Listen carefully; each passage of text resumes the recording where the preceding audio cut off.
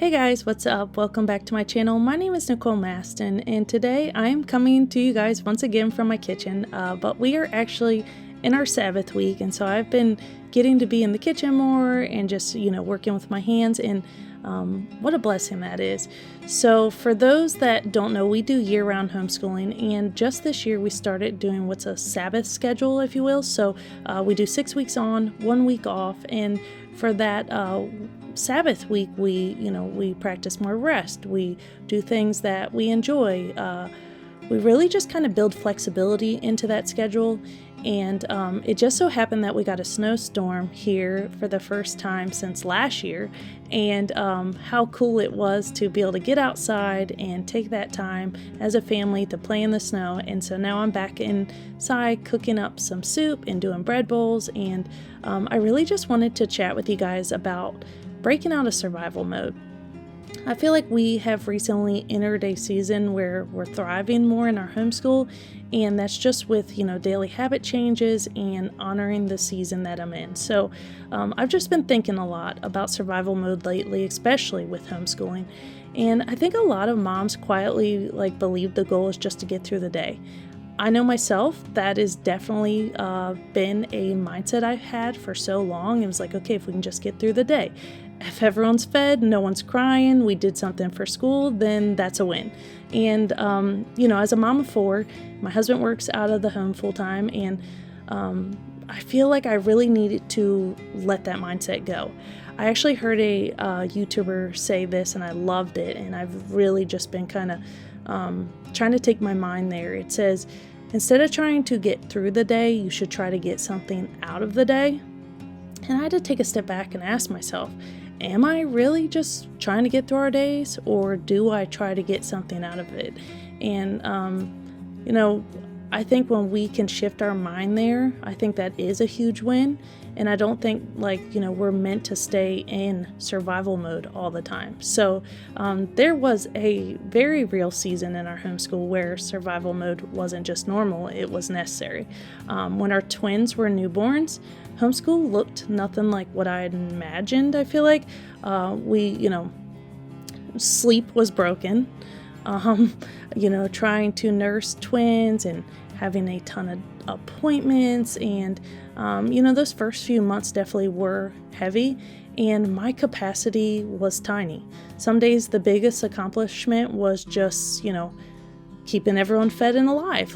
If I'm being honest, I want to say this clearly, God wasn't asking me to thrive in that season. He was asking me and my husband to just endure. And that season required a lot of grace, and I let go of the pressure that our homeschool had to look perfect. But here's what I learned, that survival mode is meant to be temporary. And so our twins aren't newborns anymore, they're toddlers now. And one day I realized something had changed, but my mindset hadn't. So I was still homeschooling like I had zero margin, even though our season had shifted. And that's when I realized that, thriving starts when you honor the season you're actually in. Not the one you were in before, not the one that you wish you were in, not the one that has recently passed. You really need to kind of take inventory of where you're at. And so one of the first things I had learned when coming out of survival mode is what thriving doesn't, it doesn't start with fixing homeschool. It starts with supporting mom. So one small daily habit for me has been using red light therapy. We use the Loom box, and honestly for so many things, but I'll use it while I'm cooking or just standing here, and it's not really about doing anything extreme. It's a simple way I support my energy and recovery, because when I feel less depleted, the whole day flows better. And they actually do have a sale going on for a few days, which is rare, so I'm going to link it below if you want to check it out. But I just wanted to mention that because this really has been such a great wellness tool for my family. It's been such a blessing in so many seasons. We use it for so many things, whether that be illness or recovery or just, daily immune support. It has been such a gift. So I want to kind of get with you guys about some habits that I started and, hopefully encourage you guys. And at any point in this video, you guys want to leave in the comments maybe some habits that have helped you, or maybe even chat about the season that you're currently in, and what's helping you thrive. By all means, I'd love to hear from you guys. So one habit that has truly changed my days is starting with just one daily anchor. So one habit. And one habit that helped me move out of that survival mode was starting the day with one thing, not a whole routine. And so in the newborn season, my anchor was literally just a prayer while holding my twins. Now it may be scripture on the counter, which I actually have been doing a verse of the week, and my kids actually look forward to seeing it Monday morning. So I change it out on Sunday nights, and Monday morning they come out and they know there's going to be a verse of the week, and they read it, and I see smiles on their faces, and honestly that has just set the tone for our days. But baby, it's quiet coffee. I've been working hard to get our twins in their cribs, and so some mornings I may wake before them. Not every morning, but some mornings. So I think that one anchor that you can look forward to will literally ground the whole day. So my habits have changed. I do think a big one, though, has been starting without my cell phone, without being on social media, and not having it be the first thing I look at. I actually took a season, like a break, I should say, in August, so a social media break, and wow, I realized how much time I was wasting, how much anxiety it was causing me. And so I've been praying about that now and just deciding, do I want to stay on social media? Do I want to shift away? And so I don't know. Now I'm entering my thoughts with you guys, but definitely I encourage you to just kind of pick that one daily habit.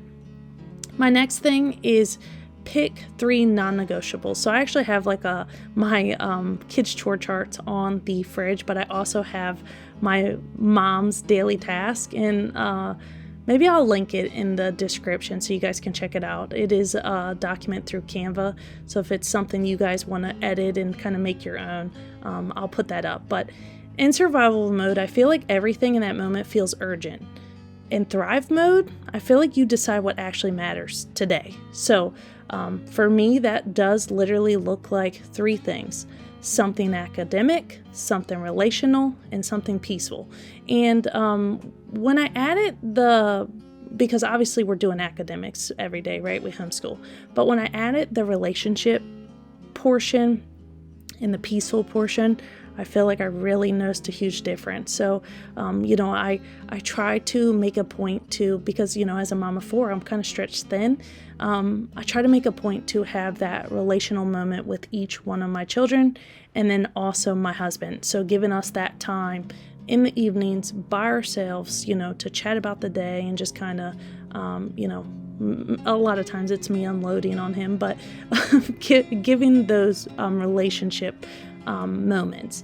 And then something peaceful. For me, I have one joy point each day. So something that's going to spark joy, because, this shouldn't, engage guilt. I feel like a lot of times when I think, oh, I need to, touch a joy point on myself that day, I feel like I kind of guilt instantly hits me. Like it's not about me being happy, it's about my family being happy. But if you're not taking care of yourself, and this is something that I'm trying to train my brain of, and not doing things that are, making you joyful, then you're not going to be, joyful for the people around you. So for me, it really is just being in the kitchen and making nourishing meals for my family. So I feel like that's my joy point every day. If I cook a healthy meal for my family, then I'm touching on that. But everything else is just bonus, and letting go of the guilt is huge, guys. So picking those 3 non-negotiable things.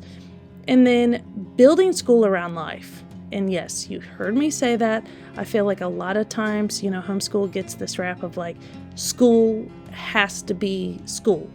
And I stopped pausing life for school. So for us, cooking counts, conversations are huge, and honestly, just doing life alongside my kids. I feel like there are so many things that the public school misses, and I just think it's such a blessing and honor to be able to teach those things here in the home.